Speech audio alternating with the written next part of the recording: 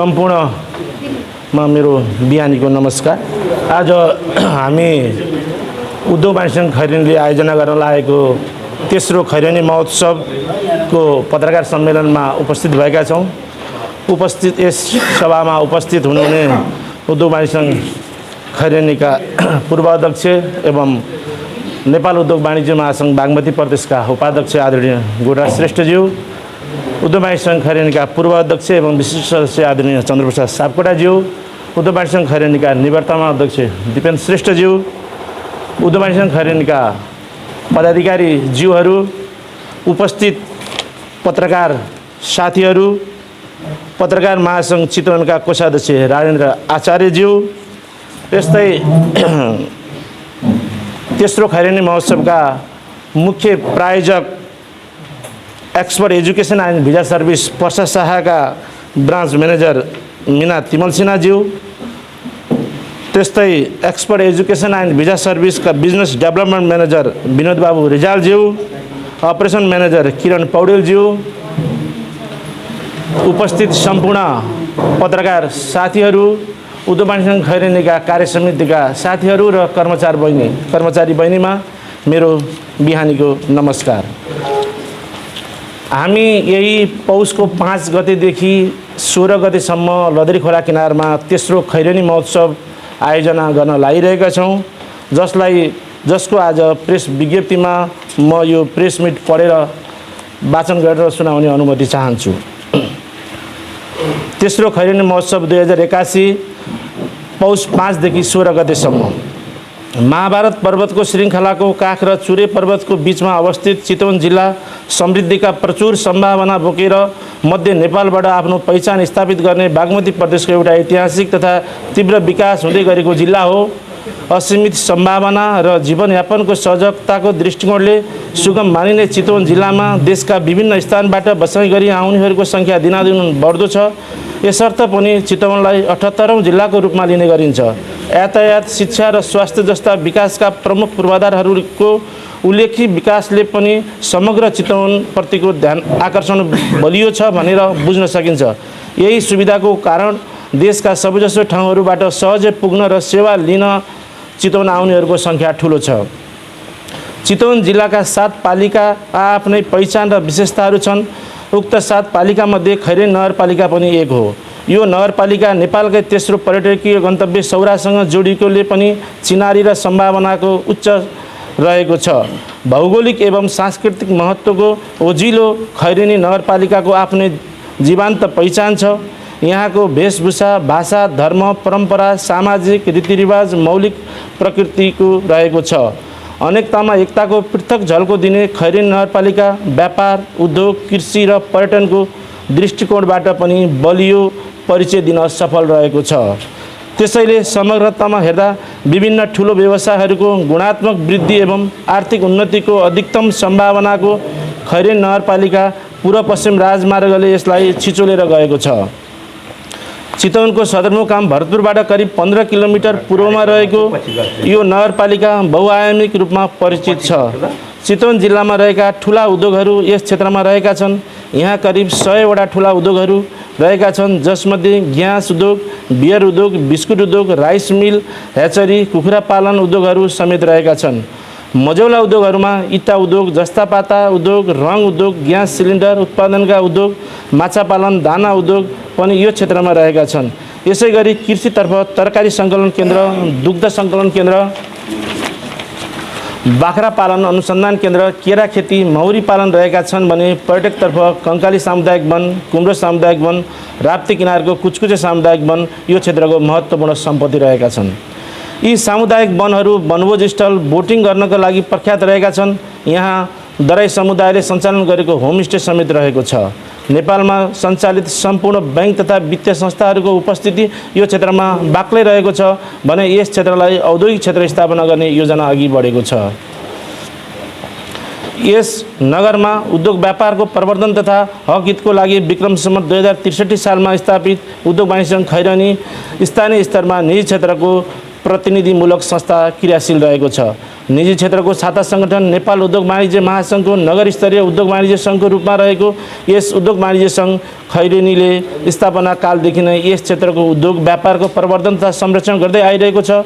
यसै विषयलाई आधार मानि पूर्वी चितवन जिल्लाको समग्र आर्थिक, सामाजिक र सांस्कृतिक विकासमा टेवा पुर्याउने उद्देश्यले कृषि, पर्यटन र संस्कृतिको क्षेत्रलाई प्राथमिकता दिँदै पूर्वी चितवन लगायत देशका अन्य जिल्लाहरूको उद्योग व्यवसायको प्रवर्धन गर्ने र लगानी अवसरको पहिचान गर्ने उद्देश्यले उद्योग वाणिज्य सङ्घ खैरेनीले यसभन्दा अगाडि 2वटा महोत्सव सफलतापूर्वक सम्पन्न गरेको बेहोरा अवगत गराउँदछौँ।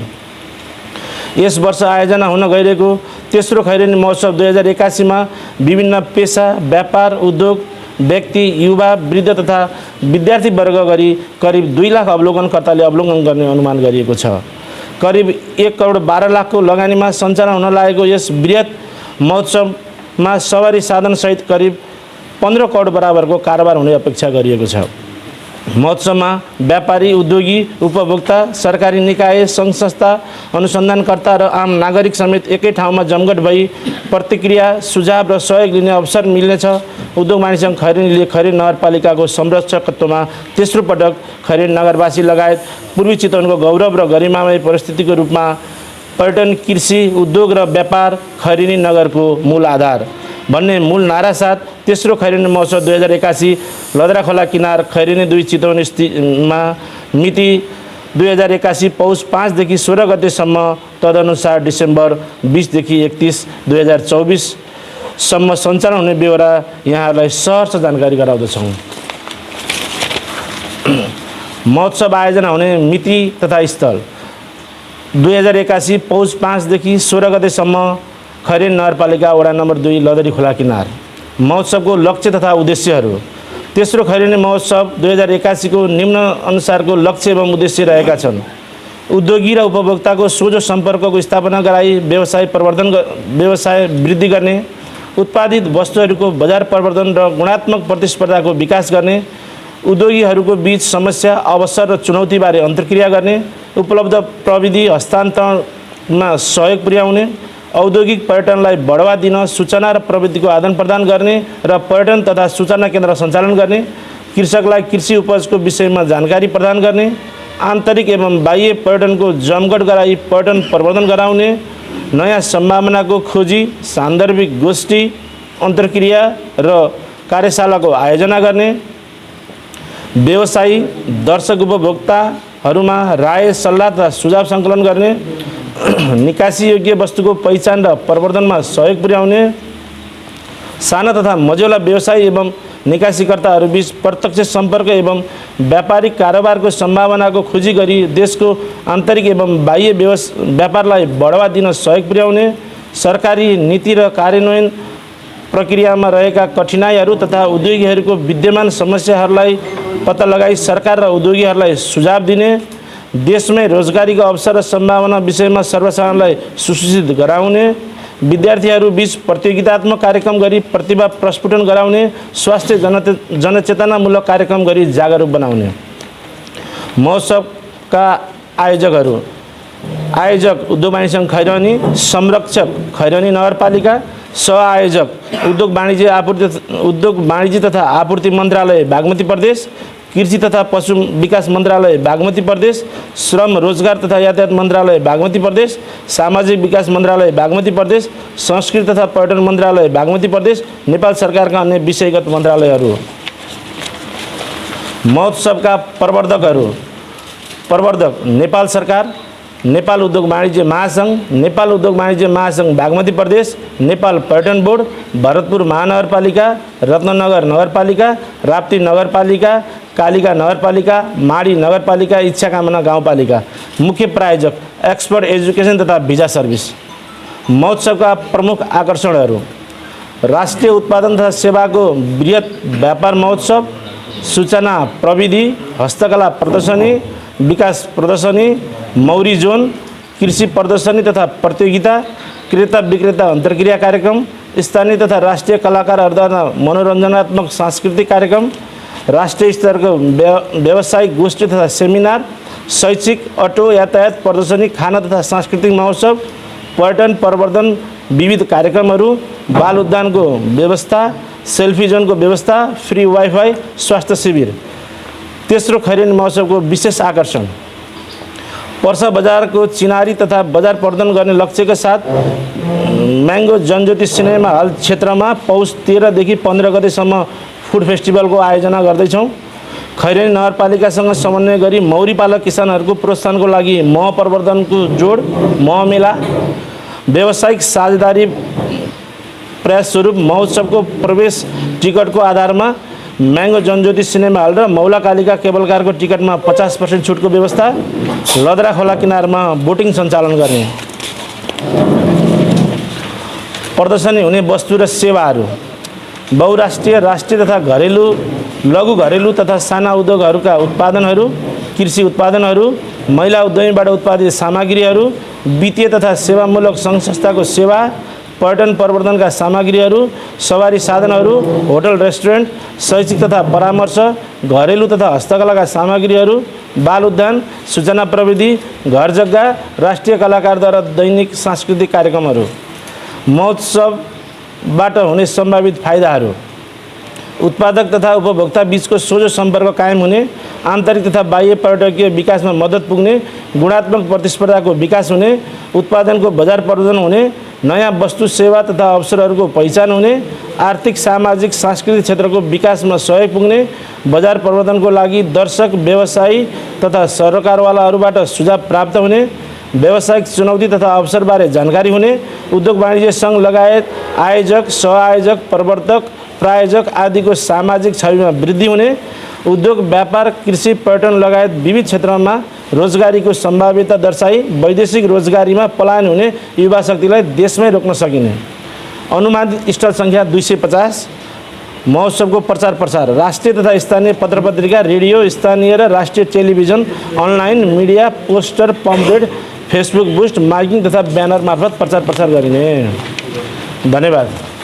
अब यो प्रेस मिट, अब हामीले यसपालि टिकटको मूल्य चाहिँ यसपालि 80 रुपियाँ र विद्यार्थीको लागि 50 रुपियाँ र यो राज्यले दिने वृद्धहरूको जुन त्यसको लागि हामीले निःशुल्क प्रवेशको व्यवस्था गरेको छौँ। 80 र 50 जुन यो म्याङ्गो सिनेमाको छुटको सुविधा, मौला कालिका केबल कारको छुटको सुविधा चाहिँ 80 रुपियाँको टिकटमा मात्रै त्यो सुविधा लागू हुने कुरो मैले जानकारी गराउन चाहन्छु। आम्दानी खर्चको सवालमा हामीले यहाँ खर्च 1 करोड 20 लाख रुपियाँ लाग्ने भनेर यहीँ जानकारी भएको छ। हामीले अब खर्च 1 करोड 20 लाख रुपियाँ छ। हाम्रो आम्दानी 1 करोड 25 लाख रुपियाँ, हामी 5 लाख जति यस महोत्सवबाट बचाउने चाहिँ हाम्रो अनुमान रहेको कुरो मैले जानकारी गराएँ। 50% छुट हजुर। हलमा लाग्ने टिकटमा र मौला कालिका केबलमा लाग्ने मूल्यको 50% छुट। कलाकारको सवालमा हामीले अघिल्लो महोत्सवमा पनि स्थानीय कलाकारलाई पनि त्यत्तिकै जोड दिएका थियौँ र राष्ट्रिय कलाकार पनि हामीले प्रत्येक दिन राष्ट्रिय कलाकारलाई पनि इन्भल्भ गरेका थियौँ। यसपालि पनि प्रत्येक दिन स्थानीय कलाकार र राष्ट्रिय कलाकार दुवैजनाको हामीले प्रस्तुति दिने जानकारी गराउँछौँ। अब पृथक खालको नयाँ कुरो के आयो भने जुन हाम्रो रामेश्वर सरको जिज्ञासा छ। अब योभन्दा अघिल्लो महोत्सवमा पक्कै पनि हामीले कुस्ती पनि लिएर आयौँ, त्यो पनि एउटा पृथकै थियो, राउटे लिएर आयौँ। अब यसपालि पनि हामी पृथक गर्ने जमर्को गर्दैछौँ होइन। अब ठ्याक्कै अहिले नै यही भन्दाखेरि फेरि अब समय पनि अलिकति बाँकी छ, 2 महिना जति बाँकी छ। अब त्यो भएर हामी पक्कै पनि एउटा खैरेनीको पहिचान, खैरेनी महोत्सवको पहिचानै भनेको पृथक दिने खाले हो। हामी पक्कै पनि यसपालि पनि तपाईँहरूलाई हामी पृथक दिने सेल्फी जोन पनि छ। दोस्रोमा हाम्रो चिडियाघरै हामीले बनायौँ। पहिलोमा राउटी लिएर आयौँ, दोस्रोमा चिडियाघर बनायो। अब अहिले तेस्रो महोत्सवमा पनि केही न केही हामी पृथक बनाउँछौँ। र यो महोत्सवको मैदानमा अलिकति समस्या थियो अघिल्लोचोटिको कुरोलाई। अघिल्लोचोटि हामीसँग समयको पनि अलिकति हामी डिसिजन छिटो गरे भएर हामीलाई थोरै समयले पनि साथ नदियो। यसपालि हामी अलि अगाडिदेखि नै तयारी गर्दैछौँ। यसपालि स्टल भर्ने कुरो अनि त्यो स्टल निर्माण गर्ने कुरोमा हामी साह्रै नै सजग छौँ। पूर्व अध्यक्षज्यूहरू यसमा एकदमै लागिदिनु भएको छ। यसपालि हामी लघु स्टल हामी खाली नगर्ने सोचमा छौँ। हेरौँ, आशा गरौँ राम्रै हुन्छ। एउटै ठाउँमा चाहिँ केही दिनको अन्तरमा 2वटा महोत्सव हुन्छ। खिचरा महोत्सव पनि हुँदैछ र यो पनि हुँदैछ। तपाईँहरू बिच सहकार्य छलफल के भएको छ कि छैन एक आपसमा? त्यो तपाईँहरूले चितवनका पालिकाहरू कभर गर्न राख्नु भएको छ, सबैको नाम समेटेको छ राम्रो पछि यसबाट केही टिपिकल उहाँहरूको त्यताबाट पनि स्टलहरू केही आउने छ, नयाँपन केही छ कि केही छ?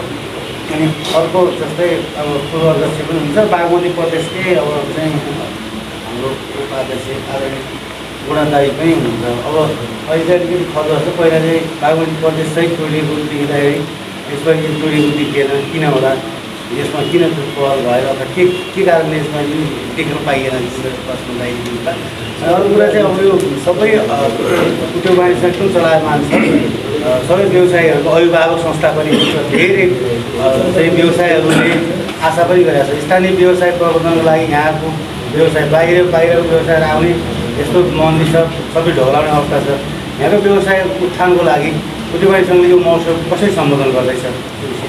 यसैमा म जोडेँ है, यो अहिलेको मन्दीको अवस्थाको बेलामा व्यवसायीहरूको गुनासो के छ भने हाम्रो व्यापार घटिरहेको अवस्था भनेको छ र व्यापार लगभग 30% चाहिँ सटर बन्द भएको अवस्था छ।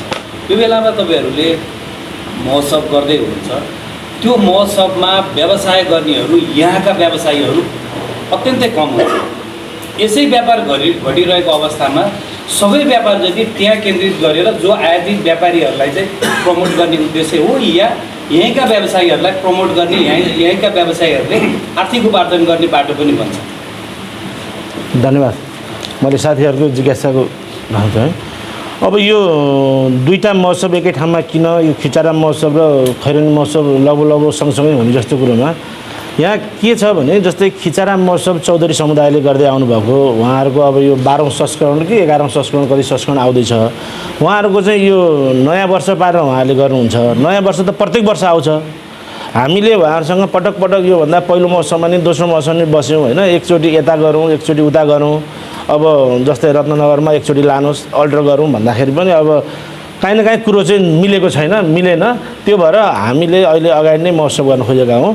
हाम्रो खिचारा महोत्सव नै खैरेनीको पहिचानै हो, यो खैरेनी महोत्सव पनि खैरेनीको पहिचानै हो। दुईटै महोत्सवलाई सबैले सहभागिता जनाएर दुईटै महोत्सव सफलता बनाउन मैले यहाँहरूसँग अनुरोध पनि गरेँ है। अर्को कुरो चाहिँ अब यो चितवनको पालिकाले जोडेको सवालमा यसमा चाहिँ दुईवटा कुरो आउँछ। अब जस्तै यो स्थानीय हिसाबलाई प्रमोट गर्ने हिसाबले हामीले अहिले के सोच बनायौँ भने कमसेकम खैरेनी नगरपालिकामा चितवनको 7वटा पालिका जोड्न सक्यौँ भने माडीको व्यवसाय गर्ने मान्छे पनि खैरेनीमा जोडिन पुग्यो। तपाईँको इच्छा कामनाको मतलब त्यहाँ उत्पादन भएको वस्तु पनि खैरेनीमा आउन पायो। त्यो भएर व्यवसाय गर्ने मान्छेको न रगत हुन्छ न नाता, केही नाता हुँदैन, सिर्फ उसको व्यवसायी नाता हो। हामीले यो नगरपालिकाहरू भिजिट गर्दै गर्दा उहाँहरूलाई के भन्छौँ भने व्यवसायीहरूलाई तपाईँहरूले खैरेनी महोत्सवमा पठाइदिनु पर्यो। उहाँहरू व्यवसाय जस्तै स्थानीय व्यवसाय हुन्छ त एकल महिलाले उत्पादन गरेका वस्तुहरू हुन्छ, यावत वस्तुहरू घरेलु हुन्छ, कृषि हुन्छ, त्यो नगरपालिका थ्रु यहाँ आइदिनु पर्यो र नगरपालिकाको पनि यसमा लगानी भयो नि त। नगरपालिका पनि हामीसँग जोडियो र 7वटा पालिका एउटै छाना मुनि बस्दाखेरि कतै त्यो अलिकति नौलोपन भयो नि। अहिले भनेको नौलोपन यहाँ पनि झल्किन्छ। यो चाहिँ योभन्दा अगाडिको मौसममा प्र्याक्टिस थिएन, अहिले हामीले यो प्र्याक्टिस गरेका छौँ। हामी 7वटा पालिका, हाम्रो खैरेनी नगरपालिका त हाम्रो संरक्षकै भयो। हामी 6वटै पालिका घुमेर एक खालको कुरो भएको छ। मेयर साहबहरू साह्रै सकारात्मक हुनुभएको छ। त्यही भएर यो स्थानीय स्तरको व्यवसाय यहीँ पराउनुहुन्छ। बाहिरको भन्दा हामी जिल्लाभरिकै व्यवसायहरूलाई केन्द्रित गर्ने हिसाबले यो नगरपालिका भिजिट भयो र हाम्रो प्रवर्तकको रूपमा 6वटा पालिकाहरू जोडिनुहुन्छ। अब बागमती प्रदेशको ब्यानर किन आएन भने ब्यानर त आइसक्यो, यहाँ प्रवर्तक बागमती प्रदेश हो।